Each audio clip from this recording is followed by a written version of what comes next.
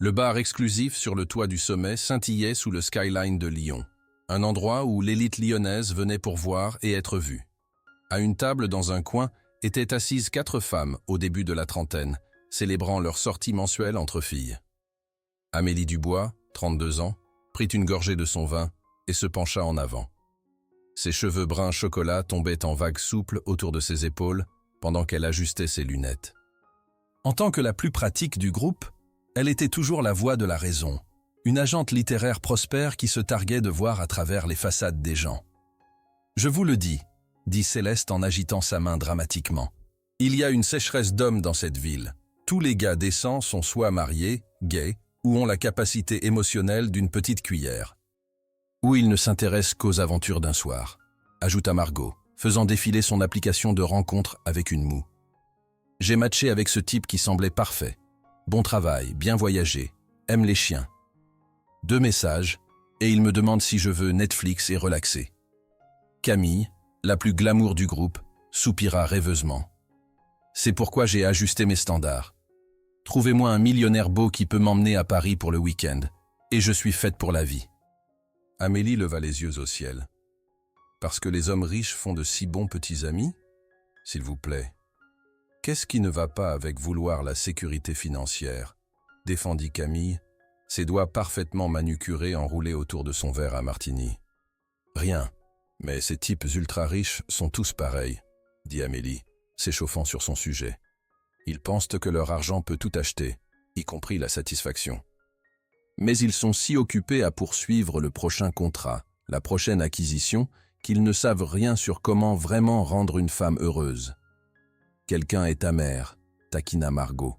« Pas amer, réaliste, » insista Amélie. « J'ai édité assez de romans romantiques pour connaître la différence entre fiction et réalité. Aucun millionnaire ne pourrait jamais vraiment satisfaire une femme, ni émotionnellement, ni intellectuellement, et certainement pas physiquement. Ils sont trop égocentriques. » Ce qu'Amélie ne remarqua pas, c'était l'homme à la table voisine, qui sirotait tranquillement son whisky tout en révisant des documents sur sa tablette. Il avait écouté à moitié leur conversation, amusé au début, jusqu'à ce que la déclaration d'Amélie attire toute son attention. Alexandre Moreau, 35 ans, était exactement le type d'homme qu'Amélie venait de rejeter si confidemment.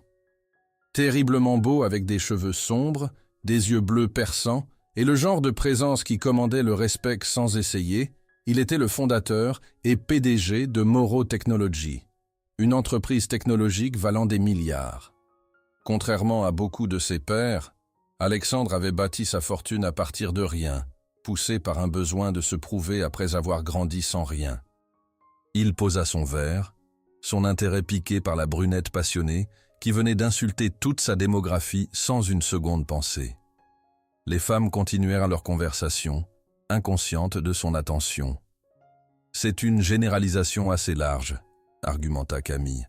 « Tous les hommes riches ne sont pas créés égaux. Nommez-moi un milliardaire qui n'est pas soit divorcé, trompeur ou marié à quelqu'un qui tolère son style de vie bourreau de travail pour l'argent, » défia Amélie. Alexandre se surprit à sourire. Il y avait quelque chose de rafraîchissant dans son honnêteté sans filtre, si différente des gens qui l'entouraient habituellement, empressé d'être d'accord avec tout ce qu'il disait. Prenant une décision, il se leva et s'approcha de leur table avec une confiance désinvolte. Les femmes se turent alors que son ombre tombait sur elles. « Excusez-moi, » dit-il, sa voix profonde et douce. « Je n'ai pu m'empêcher d'entendre votre analyse sociologique fascinante. » Amélie leva les yeux, momentanément stupéfaite par l'interruption et par l'homme lui-même. De près, il était encore plus imposant, vêtu d'un costume parfaitement taillé qui suggérait la richesse sans l'étaler. « Est-ce qu'on vous connaît ?» demanda Margot, lui jetant un regard appréciateur. « Non, mais je crois que je suis le sujet de l'expertise de votre ami. » Il se tourna vers Amélie avec un sourire qui n'atteignait pas tout à fait ses yeux. « Vous semblez très certaine de vos opinions sur les hommes comme moi. » Les joues d'Amélie rougirent, mais elle soutint son regard. « Est-ce que j'ai tort ?» Spectaculairement. Alexandre plaça une carte de visite sur la table devant elle. « Alexandre Moreau. Et je serais heureux de prouver à quel point vous avez tort, si vous êtes assez courageuse pour le découvrir. » L'air entre eux crépita de tension. Les amis d'Amélie regardaient avec des yeux écarquillés pendant qu'elle ramassait la carte, l'examinant avec une nonchalance forcée. « C'est comme ça que vous draguez habituellement les femmes, en espionnant puis en les défiant ?»« Seulement celles qui font des déclarations générales sur mon incapacité à les satisfaire, » répondit-il, l'amusement dansant dans ses yeux. Le souffle d'Amélie se coinça dans sa gorge. Le double sens ne lui échappa pas. « Je ne parlais pas de vous spécifiquement, » réussit-elle à dire. « Mais vous parliez d'hommes comme moi, donc l'invitation tient. » Il consulta sa montre, un garde-temps subtil mais cher. « J'ai une proposition pour vous, mademoiselle. »« Dubois, Amélie Dubois. » « Intéressant. » Son sourire s'élargit. « Eh bien, Amélie Dubois, j'organise un gala de charité au Métropolitain demain soir. Pourquoi ne pas vous joindre à moi ? Considérez cela comme une chance de tester votre théorie. » Camille donna un coup de pied à Amélie sous la table, ses yeux implorants. « Je ne suis pas intéressé à être le cas de charité de quelqu'un, » dit fermement Amélie. « Pas de la charité, de la recherche. » Alexandre se pencha plus près, assez près pour qu'elle puisse sentir son cologne, quelque chose de cher mais subtil. À moins, bien sûr, que vous ayez peur d'être prouvée fausse. Voilà, le défi. Amélie n'avait jamais pu résister à un défi, surtout quand quelqu'un suggérait qu'elle pourrait avoir tort. « D'accord, » dit-elle, avant de pouvoir s'arrêter. « Mais ce n'est pas un rendez-vous. »« Bien sûr que non, c'est une expérience scientifique, » répondit-il avec un sérieux fin. « J'enverrai une voiture vous chercher à 7 heures. » Sans attendre sa réponse, il se retourna et s'éloigna, laissant Amélie fixer la carte de visite dans sa main, pendant que ses amis explosaient en chuchotements excités. « Oh mon Dieu, savez-vous qui c'est ?» siffla Camille. « Alexandre Moreau. Il est sur la liste Forbes 30 Under 30. Son entreprise vaut des milliards. » « Et il est célibataire, » ajouta Margot, déjà faisant défiler son téléphone. Selon Google, très éligible et très difficile à attraper. « Il est arrogant, c'est ce qu'il est, » marmonna Amélie, mais elle ne pouvait nier le frisson d'excitation dans son estomac. « Et je n'y vais pas. »« Si, vous y allez absolument, » insista Céleste. « Ne serait-ce que pour prouver votre point. Pensez-y comme de la recherche pour votre prochain projet éditorial. » Amélie prit une grande gorgée de son vin, regardant Alexandre Moreau retourner à sa table, rassembler ses affaires et quitter le toit avec la confiance désinvolte d'un homme habitué à obtenir exactement ce qu'il voulait. Dans quoi s'était-elle embarquée? En quittant le bar plus tard ce soir-là, Amélie ne pouvait se défaire du sentiment qu'elle venait d'accepter un défi qui changerait tout. Elle ne savait pas à quel point elle avait raison. « C'est insensé !» marmonna Amélie, se regardant dans le miroir en pied de son modeste appartement dans le Vieux Lyon. La robe noire qu'elle avait empruntée à Camille épousait ses courbes d'une façon qui la rendait à la fois nerveuse et confiante. Elle était bien plus élégante que tout ce qu'elle possédait, le genre de robe qui appartenait au gala du Métropolitain qu'elle s'apprêtait à assister. Son téléphone vibra avec un texto de Céleste. « La voiture est-elle arrivée ? Envoyez des photos !» Comme sur commande, l'interphone antique de son immeuble grésilla. « Mademoiselle Dubois ?» vint la voix du concierge. « Il y a, une voiture pour vous. Une très belle voiture. » Amélie jeta un dernier regard dans le miroir, prit sa pochette et se dirigea vers le bas, son cœur martelant contre ses côtes. Ce n'était pas un rendez-vous, se rappela-t-elle. C'était une chance de prouver son point sur les hommes riches. Elle sortit pour trouver non seulement une voiture, mais une limousine noire élégante stationnée au bord du trottoir. Le chauffeur, un gentleman plus âgé en uniforme impeccable, ouvrit la porte avec un hochement de tête respectueux. « Bonsoir, mademoiselle Dubois. Monsieur Moreau présente ses excuses de ne pas avoir pu venir vous chercher lui-même. Il a été retenu au lieu de l'événement avec des arrangements de dernière minute. »« Bien sûr qu'il l'a été, » dit Amélie, glissant dans l'intérieur en cuir somptueux. « Mouvement de pouvoir classique, faire attendre la femme pendant que vous gérez des affaires importantes. » Le trajet vers le centre-ville donna à Amélie le temps de rassembler ses pensées et de répéter ce qu'elle dirait à Alexandre Moreau. Elle ne serait pas charmée par sa richesse ou ses beaux traits évidents. Elle était faite d'une étoffe plus solide. La limousine s'arrêta devant l'hôtel Métropolitain. un établissement historique au cœur de Lyon. Des flashs d'appareils photo éclataient alors que d'autres invités émergèrent de leur voiture, tous vêtus de leurs plus beaux atours. « Nous y voilà », murmura Amélie pour elle-même, prenant la main du chauffeur pour sortir de la voiture. Le hall de l'hôtel était transformé en paradis doré et crème, avec des arrangements floraux qui devaient coûter plus que le loyer mensuel d'Amélie. Elle suivit le flot d'invités vers la salle de bal, se sentant de plus en plus comme Alice tombant dans le terrier du lapin. Amélie, elle se retourna pour voir Alexandre s'approcher et son souffle se coinça dans sa gorge. Si elle avait pensé qu'il était beau en costume, en smoking il était absolument dévastateur. Le tissu noir était taillé sur mesure pour son corps athlétique et ses cheveux sombres étaient parfaitement coiffés. « Vous êtes venu, dit-il, ses yeux bleus la balayant avec une appréciation évidente. Je dois admettre que j'avais des doutes. Je n'ai jamais reculé devant un défi, répondit Amélie, tentant de garder sa voix stable. Même quand c'est une perte de temps. Alexandre rit, un son riche qui la fit frissonner malgré elle. Votre confiance est rafraîchissante. Venez, laissez-moi vous montrer pourquoi vous avez tort. Il offrit son bras, et après un moment d'hésitation, Amélie le prit. Le tissu de son smoking était doux sous ses doigts, et elle pouvait sentir la chaleur de sa peau en dessous. La salle de bal était un spectacle à voir, des centaines d'invités élégamment vêtus, un orchestre de chambre jouant doucement dans un coin, et plus de richesse affichée qu'Amélie n'en avait jamais vu en un seul endroit. Alexandre la guida à travers la foule, s'arrêtant pour saluer d'autres invités qui le regardaient tous avec un mélange de respect et d'envie. « Monsieur Moreau, dit une femme plus âgée en robe de soirée violette, quelle merveilleuse soirée vous avez organisée. Merci, Madame Laurent. Permettez-moi de vous présenter Amélie Dubois. » Amélie sourit poliment pendant qu'Alexandre la présentait à ce qui semblait être un who's who de l'élite lyonnaise. À sa surprise, il ne la traitait pas comme un accessoire, mais incluait activement ses opinions dans les conversations et semblait réellement intéressé par ce qu'elle avait à dire. « Impressionné jusqu'à présent ?» demanda-t-il alors qu'il s'éloignait du dernier groupe. « Par votre capacité à acheter des amis ?»« Pas particulièrement, » répondit Amélie, bien qu'elle doive admettre qu'il était beaucoup plus charmant qu'elle ne s'y attendait. « Touché. » Il sourit. « Que diriez-vous d'un verre ?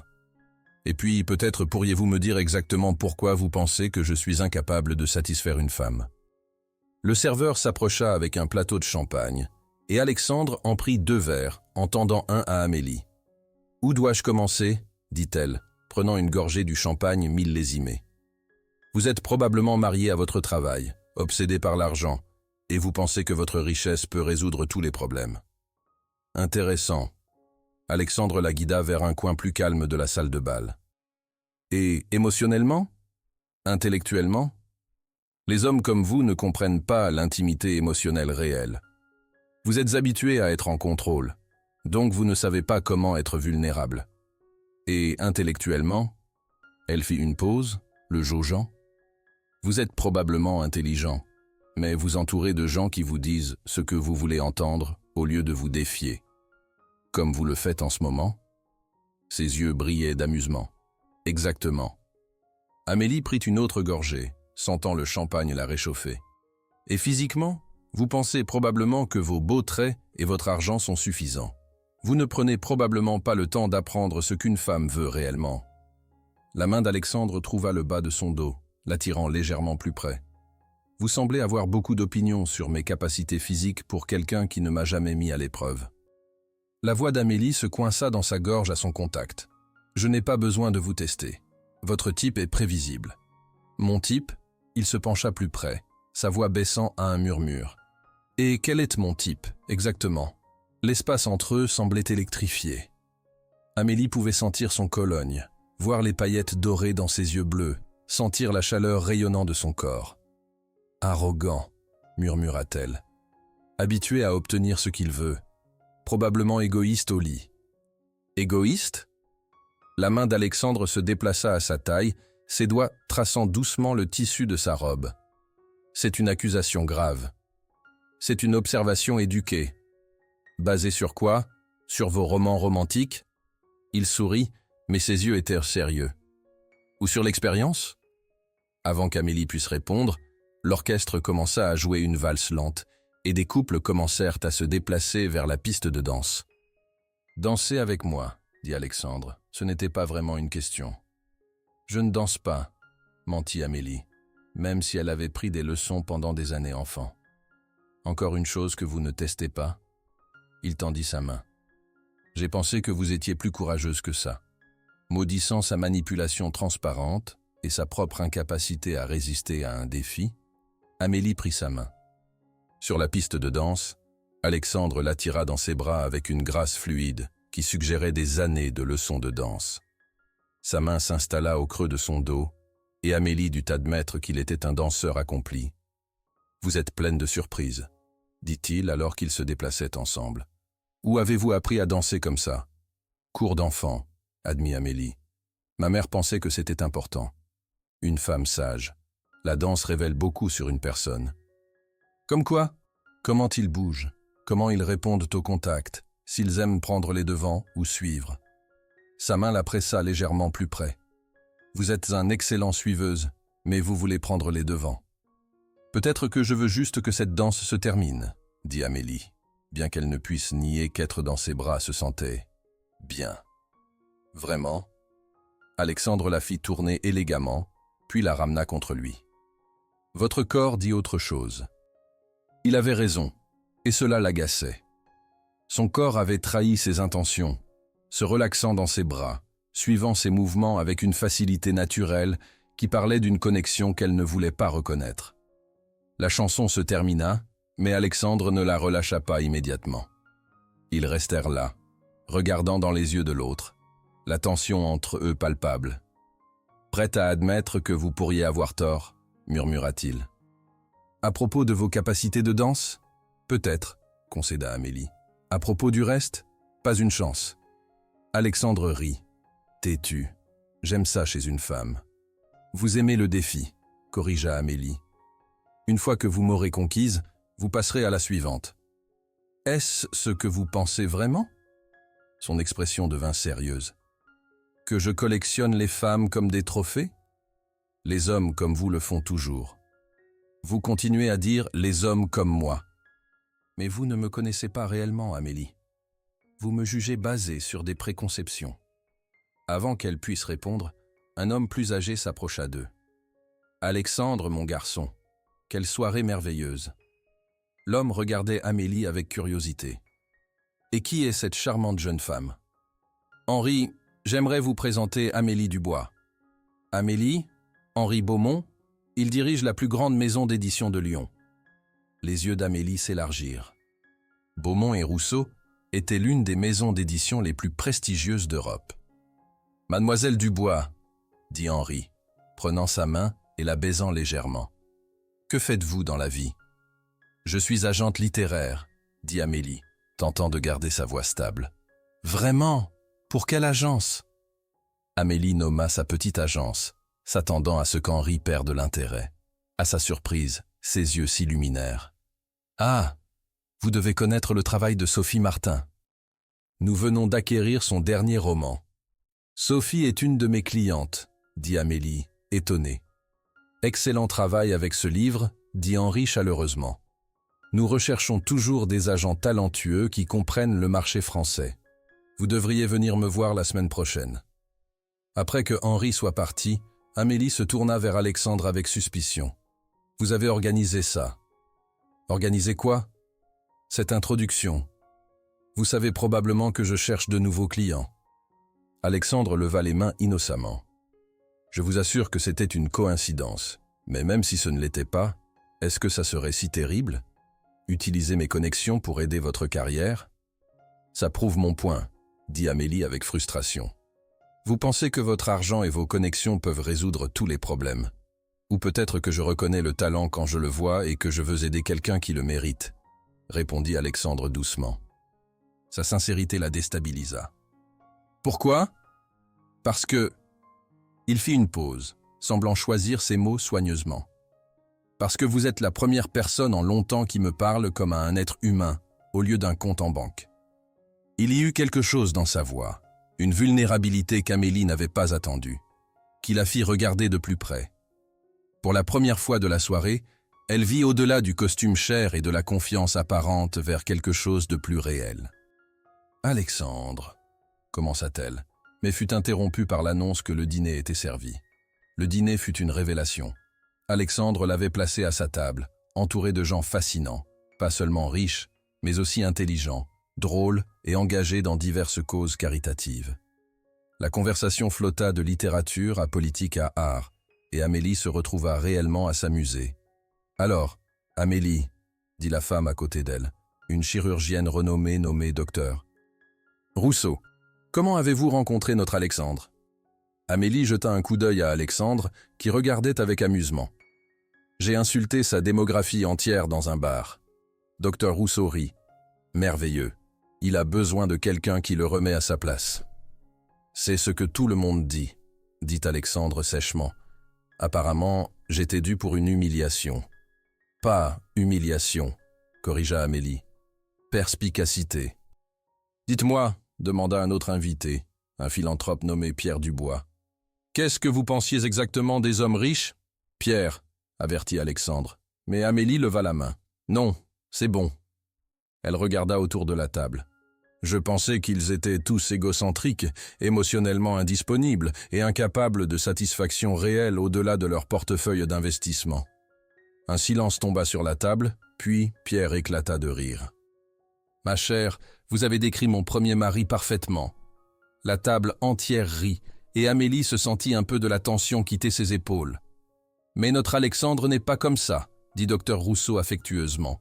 « Il a passé les 3 dernières années à financer ma clinique gratuite. Ne recherche jamais de reconnaissance publique pour cela. » Amélie regarda Alexandre avec surprise. « Vous financez une clinique gratuite ?»« Ce n'est pas grand-chose, » dit Alexandre, semblant mal à l'aise avec l'attention. « Docteur Rousseau fait le vrai travail. »« Il dit ça, » dit Pierre. « Mais il finance aussi un programme de bourse pour les étudiants défavorisés et un centre communautaire dans le quartier de Guerlain. »« Pierre, » dit Alexandre sèchement. « Quoi ? C'est vrai. » Pierre se tourna vers Amélie. « Il n'aime pas en parler, mais Alexandre fait plus de charité que la plupart des gens 3 fois son âge. » Amélie regarda Alexandre pendant qu'il détournait visiblement la conversation vers le travail de docteur Rousseau. Il y avait une modestie en lui qu'elle n'avait pas attendue, une réticence à prendre du crédit qui contredisait ses suppositions sur son ego. Après le dîner, il y eut des discours sur les diverses charités que la soirée soutenait.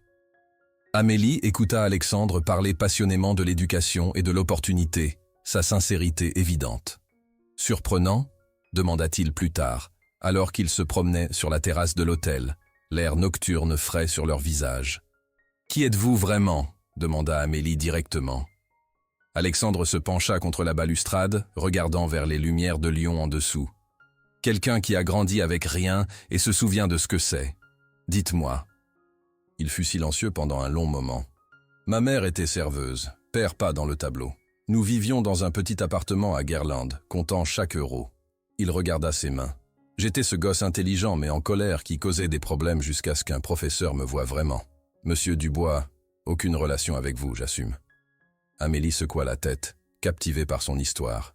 « Il m'a obtenu une bourse pour une école privée, puis l'université, puis une maîtrise en technologie et commerce. » Alexandre se tourna vers elle. « Chaque opportunité que j'ai eue, quelqu'un me l'a donnée. Donc maintenant je rends l'appareil. C'est pourquoi la charité. C'est pourquoi tout. » Il fit une pause. « Ma mère est morte il y a 2 ans, cancer. Même avec tout mon argent, je n'ai pas pu la sauver. » Alexandre. La voix d'Amélie s'adoucit. « Je suis désolé. Elle était si fière, » dit-il doucement. « Pas de l'argent, mais de ce que j'étais devenu. » Elle avait l'habitude de dire que le succès véritable n'était pas ce que vous accumuliez, mais ce que vous donniez. Ils restèrent silencieux pendant un moment, le poids de ses paroles suspendues entre eux. « Je me trompais sur vous, » admit finalement Amélie. « À propos de certaines choses, peut-être. » Il se tourna pour lui faire face. « Mais vous n'avez pas complètement tort. Je suis habitué à obtenir ce que je veux. Je peux être arrogant, et je passe définitivement trop de temps au travail. » Alors pourquoi m'avoir amené ici? Pour prouver un point? Alexandre fit un pas plus près, ses yeux cherchant les siens. Au début, peut-être, mais maintenant? Il atteignit, brossant une mèche de cheveux de son visage. Maintenant, je veux juste plus de temps avec la femme qui a eu le courage de me dire exactement ce qu'elle pensait.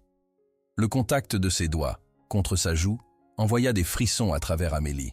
« Alexandre, dînez avec moi demain soir, » dit-il doucement. Pas de gala, pas de foule, juste nous deux.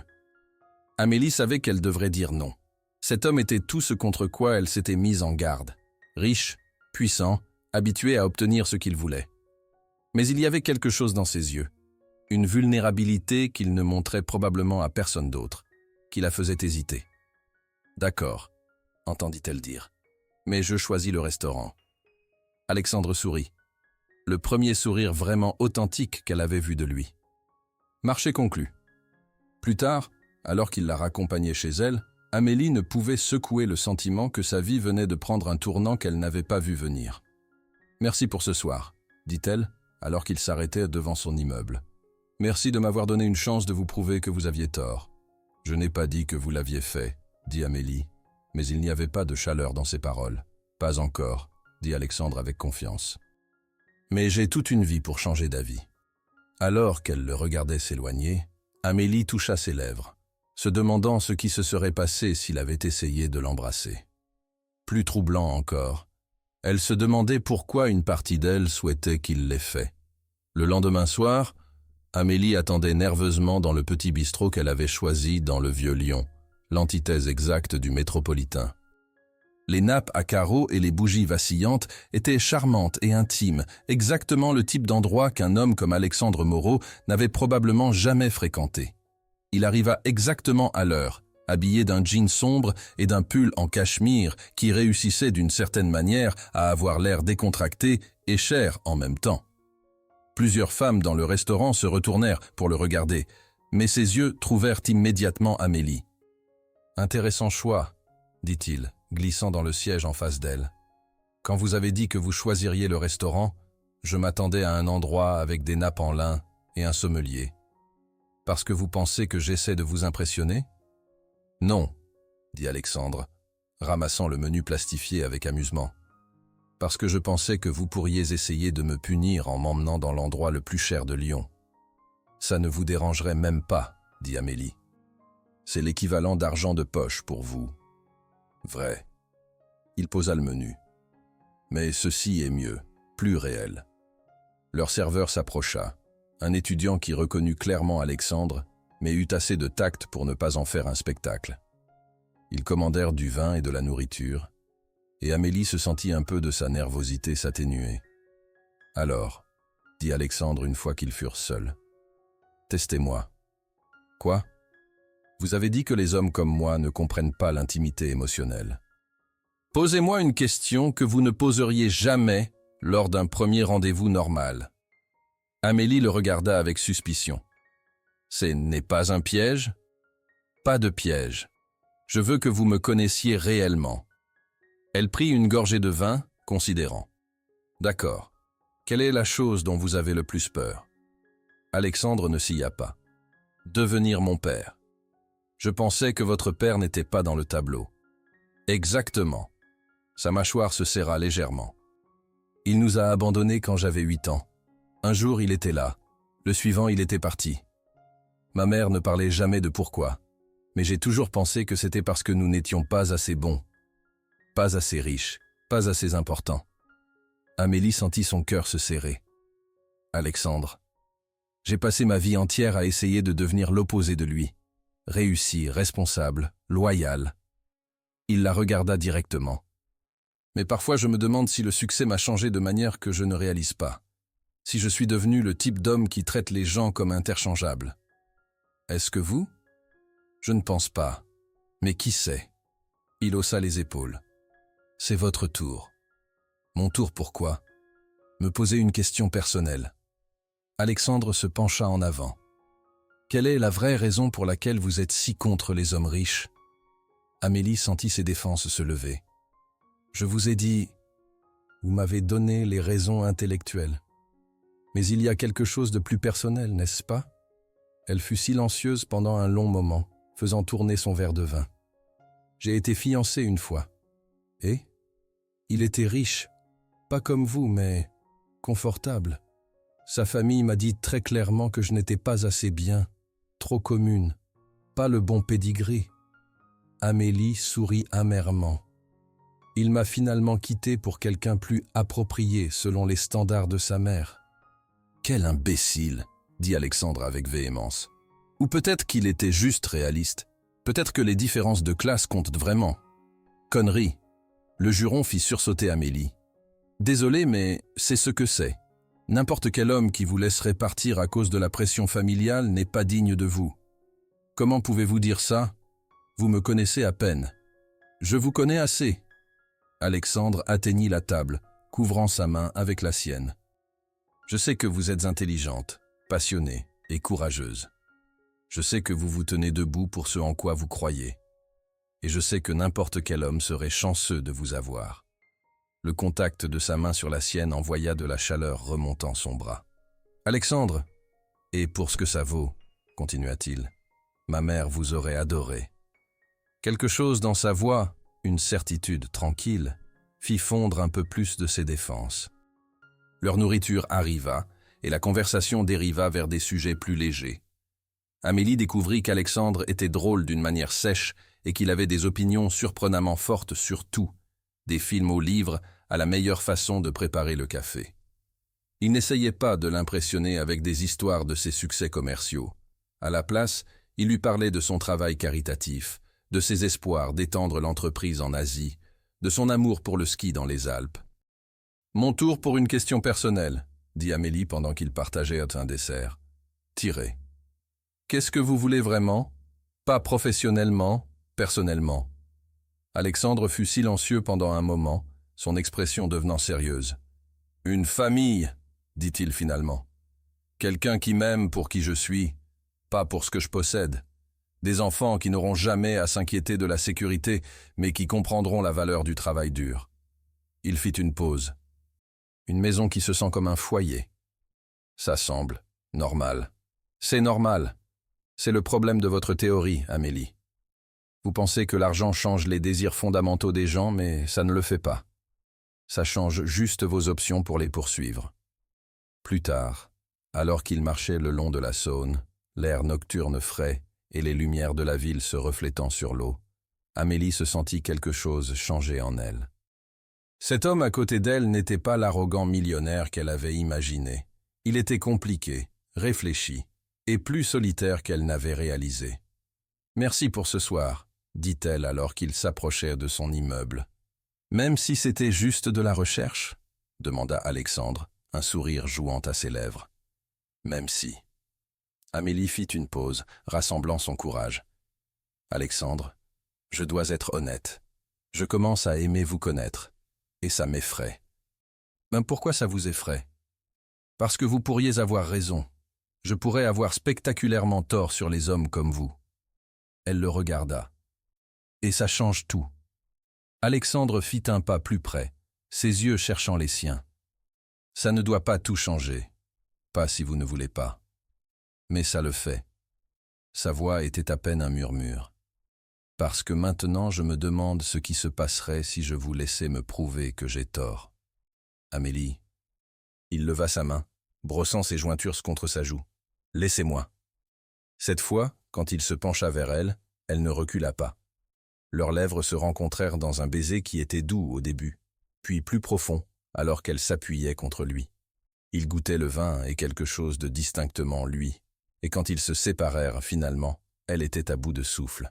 « Oh » murmura-t-elle. « Oh » Alexandre sourit, ses bras toujours autour d'elle. C'était...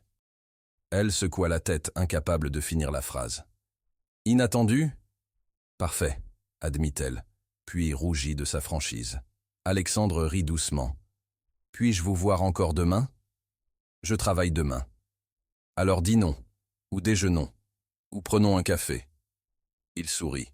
« Je ne suis pas difficile. » Amélie ne put s'empêcher de sourire en retour. « Café, à midi. Je connais un endroit. » c'est un rendez-vous. » Alexandre se pencha et l'embrassa encore, plus brièvement cette fois. « Bonne nuit, Amélie. » Alors qu'elle le regardait s'éloigner, Amélie porta ses doigts à ses lèvres, souriant malgré elle. Peut-être qu'elle avait eu tort sur les millionnaires. Peut-être qu'elle espérait qu'elle l'était. Les 2 semaines suivantes passèrent dans un tourbillon de rendez-vous, chacun révélant une nouvelle couche d'Alexandre qu'Amélie n'avait pas attendue. Il l'emmena dans des endroits qu'elle aimait, petites librairies, cafés confortables, le marché aux puces où ils passèrent des heures à fouiller dans les vieux livres et la brocante. Mais il lui montra aussi son monde, l'opéra, des restaurants gastronomiques, des événements culturels dont elle n'avait que rêvé d'assister. Toujours, il était attentif à son confort, s'assurant qu'elle ne se sentait jamais déplacée ou jugée. « Vous n'avez pas à m'impressionner », lui dit-elle un soir après qu'il l'ait emmenée à un concert privé d'un pianiste de renommée mondiale. « Je ne vous impressionne pas, » répondit Alexandre. « Je partage les choses que j'aime avec quelqu'un qui m'importe. Et si ce que vous aimez est juste trop pour moi ?» Alexandre s'arrêta de marcher, se tournant pour lui faire face sous un réverbère. « Amélie, êtes-vous heureuse quand vous êtes avec moi ?»« Oui, mais... » »« Pas de mais. » Il prit ses mains dans les siennes. « Est-ce que je vous traite avec respect ? » ?»« Oui. »« Est-ce que je vous écoute ? Est-ce que je valorise vos opinions ? » ?»« Oui. » »« Alors le reste n'a pas d'importance. » Sa voix était douce mais ferme. « Je ne vous demande pas de changer qui vous êtes.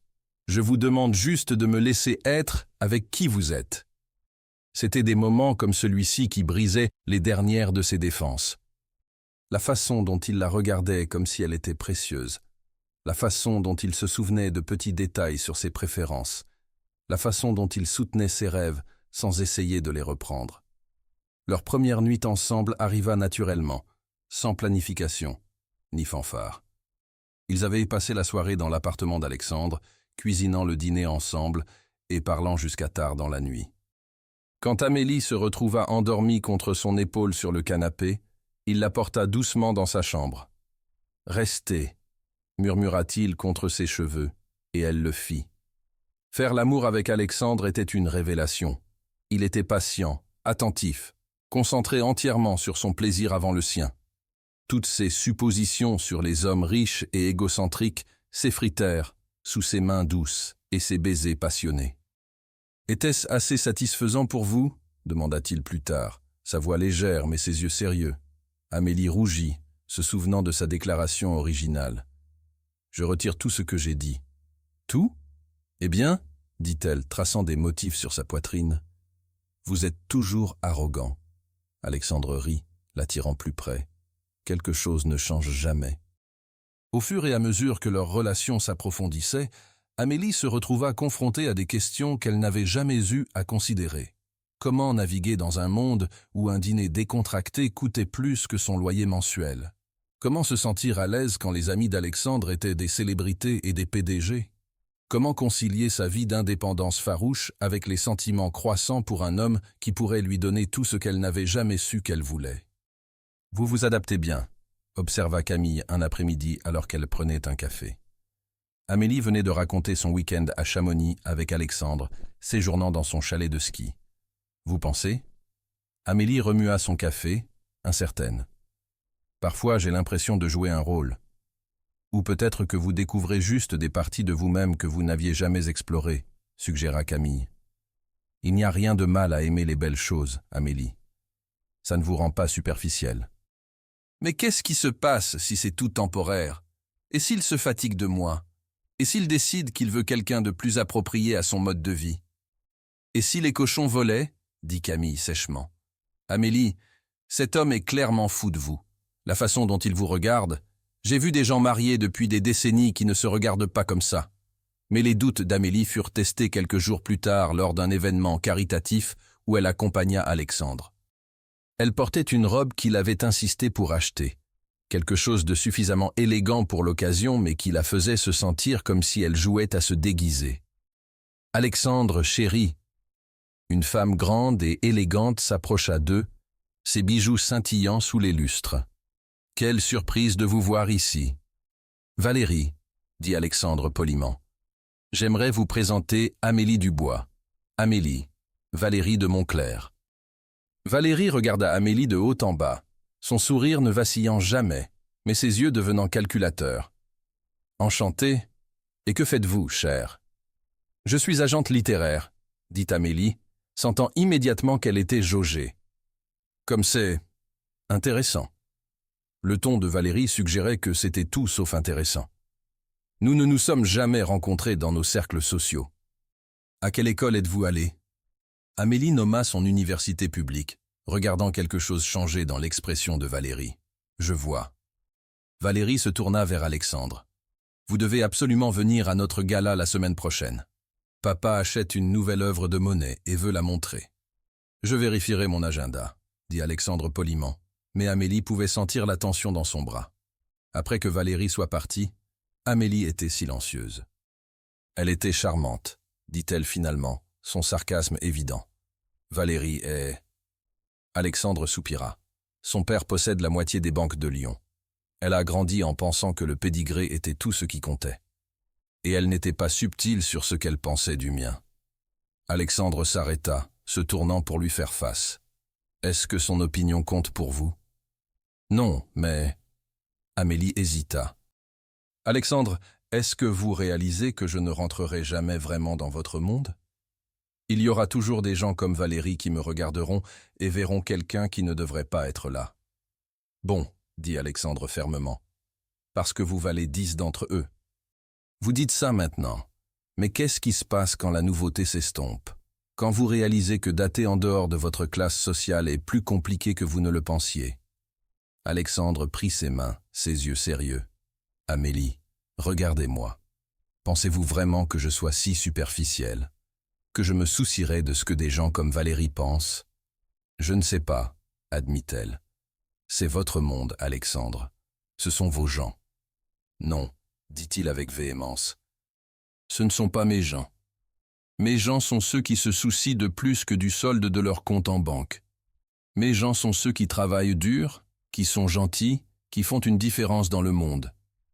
Il caressa sa joue. Mes gens sont vous. Cette nuit-là, ils eurent leur première vraie dispute. Amélie accusa Alexandre d'être naïf sur les réalités des différences de classe, et il l'accusa de se saborder par peur. Des mots furent dits qui ne pouvaient être repris, et Amélie partit son appartement avec larmes aux yeux. Elle passa les 3 jours suivants à analyser chaque moment de leur relation, se demandant si elle avait raison d'être prudente, ou si elle laissait le passé ruiner quelque chose de beau. Alexandre apparut à son bureau le 3e jour, tenant un bouquet de pivoine, ses fleurs préférées, qu'il avait mémorisées des semaines plus tôt. « Je suis désolé, dit-il simplement. Vous aviez raison. J'étais naïf. » Alexandre, non, laissez-moi finir. Il posa les fleurs sur son bureau. J'ai grandi pauvre, mais j'ai été riche si longtemps que j'ai oublié ce que c'est d'être jugé par son compte en banque. Vous me rappelez ce que c'est d'être traité différemment à cause de votre background. Amélie sentit sa colère fondre. Je suis désolé aussi. J'ai projeté mes peurs sur vous. Nous avons tous les deux eu raison et tort, dit Alexandre. Mais voici ce que je sais avec certitude. Je ne veux pas naviguer dans ce monde sans vous. Je ne veux pas prétendre que ce sera facile, mais je veux essayer. Alexandre, je vous aime, dit-il simplement. Je ne l'ai jamais dit à quelqu'un d'autre, et je ne l'ai jamais ressenti comme ça. Je vous aime pour votre intelligence, votre passion, votre refus de vous contenter de moins que ce que vous méritez. Je vous aime pour la façon dont vous me défiez et me rendez meilleur. Les larmes aux yeux, Amélie se leva et s'approcha de lui. Je vous aime aussi, murmura-t-elle. Ça m'effraie à quel point je vous aime. Alors soyons effrayés ensemble, dit Alexandre, l'enveloppant dans ses bras. Nous découvrirons le reste au fur et à mesure. 6 mois plus tard, Alexandre demanda Amélie en mariage sur le toit de son immeuble, le même endroit où elle avait déclaré pour la première fois que les millionnaires ne pouvaient pas satisfaire les femmes. Il s'agenouilla au coucher du soleil, tenant une bague qui était parfaite dans sa simplicité, élégante, mais pas ostentatoire, exactement ce qu'elle aurait choisi pour elle-même. « Je sais que nous avons eu nos défis, » dit-il, ses yeux brillants d'émotion. « Je sais que naviguer dans nos différents mondes n'est pas toujours facile. mais je sais aussi que je veux passer le reste de ma vie à prouver que l'amour compte plus que le compte en banque de quelqu'un. « Oui, » dit Amélie, avant qu'il puisse finir sa proposition officielle. « Oui, oui, 1000 fois oui. » Alors qu'il glissait la bague à son doigt, Amélie ne put s'empêcher de rire de l'ironie. Elle avait passé des années à croire que les hommes riches étaient incapables d'amour véritable, pour découvrir que l'homme le plus riche qu'elle ait jamais rencontré était aussi le plus aimant. « J'ai une confession, » dit-elle alors qu'ils s'embrassaient sous les premières étoiles. « Dois-je m'inquiéter » demanda Alexandre, levant un sourcil. « Cette nuit au bar, quand j'ai fait cette déclaration sur les millionnaires, je n'y ai jamais vraiment cru. Pas complètement. » Elle sourit de son expression surprise. C'était un mécanisme de défense. J'avais été blessé avant, et c'était plus facile de rejeter une catégorie entière d'hommes que de risquer d'être blessé à nouveau. « Donc vous dites que je n'avais pas besoin de travailler si dur pour vous prouver que vous aviez tort ?» taquina Alexandre. « Oh non, vous deviez définitivement, » rit Amélie. « Vos efforts ont été très satisfaisants. » Les yeux d'Alexandre s'assombrirent à son choix de mots. « En parlant de ça, je pense que ces fiançailles appellent une célébration appropriée, vous ne pensez pas ?» Plus tard, alors qu'ils étaient emmêlés dans ses draps, Amélie reposa sa tête sur la poitrine d'Alexandre, écoutant le rythme régulier de son cœur. « J'ai une autre confession. »« murmura Alexandre, ses doigts traçant des motifs paresseux sur son épaule nue. « Je suis vraiment contente d'avoir eu tort sur les millionnaires. Ou du moins sur un millionnaire spécifique. » Alexandre rit, le son résonnant sous son oreille. « Et je suis vraiment content que vous l'ayez dit à voix haute dans ce bar. Meilleure insulte que j'ai jamais reçue. » Amélie se redressa pour le regarder. « Vous réalisez que nos enfants entendront cette histoire un jour ? Comment leurs parents se sont rencontrés parce que leur mère a insulté leur père en public ? Des enfants, Le sourire d'Alexandre s'élargit. « J'aime le son de ça. »« Moi aussi, » admit-elle. « Pas tout de suite, mais un jour. »« Nous avons le temps, » convint-il, l'attirant près de lui à nouveau. « Nous avons tout le temps du monde. » 1 an plus tard. Amélie ajusta son voile, alors qu'elle se tenait dans la suite nuptiale de l'hôtel historique parisien, son cœur battant d'excitation plutôt que de nerfs. Par la fenêtre, elle pouvait voir les invités se rassembler dans le jardin où la cérémonie aurait lieu. « Vous êtes éblouissante, » dit Margot, les larmes déjà se formant dans ses yeux. Elle, Camille et Céleste avaient toutes volé pour le mariage, servant de demoiselles d'honneur. « Êtes-vous prête ?» demanda Céleste, aidant à arranger la traîne d'Amélie. « Plus que prête, » répondit Amélie, avec une certitude absolue. L'année passée avait été un tourbillon de changements. Le déménagement à Paris, s'installer dans son nouveau poste, regarder Alexandre établir le siège européen de Moreau Technologies, tout en planifiant un mariage à travers 2 continents. Il y avait eu des défis, bien sûr, mais les affronter ensemble n'avait fait que renforcer leur relation. Un coup à la porte révéla Isabelle, élégante dans une robe mère du marié bleu. « Puis-je avoir un moment avec la mariée ?» Les demoiselles d'honneur sortirent discrètement, laissant Amélie seule avec la mère d'Alexandre. « Alexandre m'a demandé de vous donner ceci, » dit Isabelle, tendant à Amélie un petit paquet emballé. Il a dit que c'était tradition pour le marié de donner un cadeau à sa mariée le jour de leur mariage. À l'intérieur du paquet, Amélie trouva une édition originale d'Orgueil et préjugés. Son roman préféré sur une femme qui surmonte ses préjugés pour trouver l'amour. Glissée entre les pages était une note manuscrite dans l'écriture nette d'Alexandre. « À ma belle mariée, comme Elisabeth Bennet, vous avez vu au-delà de ma fortune pour trouver l'homme en dessous. Aujourd'hui, je promets d'être votre Monsieur Darcy, moins la rudesse initiale, pour tous les jours de nos vies. Je vous aime plus que les mots sur n'importe quelle page ne pourraient exprimer. Pour toujours vôtre, Alexandre. » Les larmes menaçaient de ruiner le maquillage soigneusement appliqué d'Amélie.